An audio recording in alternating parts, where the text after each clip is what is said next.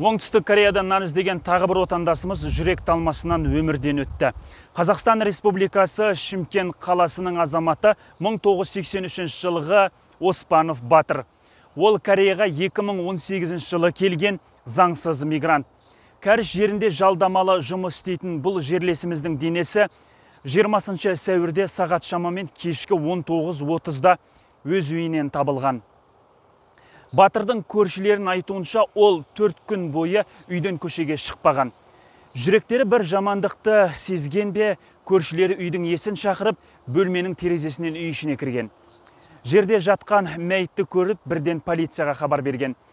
Кангмангдо қалалық полиция департаментінің берген ақпараты бойынша марқұм 20 сәуірде емес 16 сәуірде түнде қайтыс болған. Тексеру жұмыстары әлі де жалғасып жатыр. Оспанов Батырдың артында жары мен 2 баласы қалды. Әйелі 2-ші топ мүгедек, онкологиялық бақылаумен кезекте тұрады. Жалдамалы пәтерде өмір сүретін бұл отбасының жағдайы өте ауыр. Батыр Оспановтың денесі 20 сәуірде сағат 19:30-да табылған болса, дәл сол күні анасы Өзбекстанда жансақтау бөлімінде сағат кешкі 20:00-де өмірден өткен. Анасы жансақтау бөліміне 16 сәуірде түскен екен. Иә, ана жүрегі баласын өмірден өткенін сезген болуы мүмкін.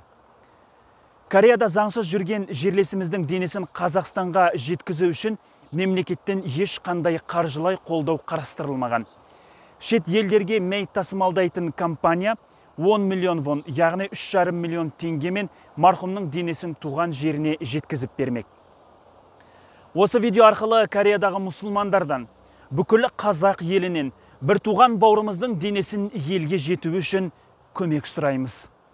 Қазіргі таңда марқұмның құжаттары мен Корея көмек заңгерлері Қазақстанның Кореядағы елшілігімен бірлесе жұмыс атқаруда. Біз сіздерге бар ақпаратты бердік. Отандастар, қолдау көрсетейікші.